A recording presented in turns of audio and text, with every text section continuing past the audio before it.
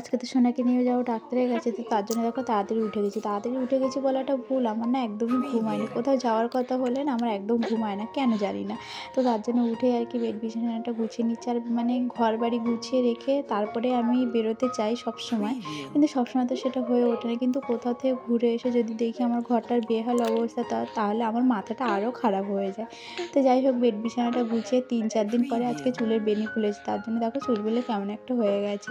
তো চুল-টুলগুলো বেঁধে একেবারে ঘর দুয়ারগুলো আর কি ঝাড়ু দিয়ে নিলাম। তো তারপরে আর কি যেহেতু ডাক্তারের কাছে নিয়ে যাবো, তো তার জন্য সোনার ফাইলপত্রগুলো সমস্ত কিছু আর কি বের করে নেব।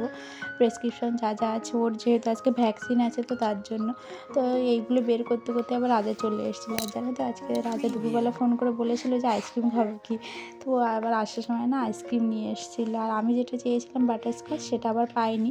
তো এটাই নিয়ে এসেছিলো। তো এই কৌটাটা আমার ভীষণ পছন্দ হয়েছে, জানো তো? আইসক্রিমের থেকে আইসক্রিমের কৌটাটা আমার খুব পছন্দ হয়েছে।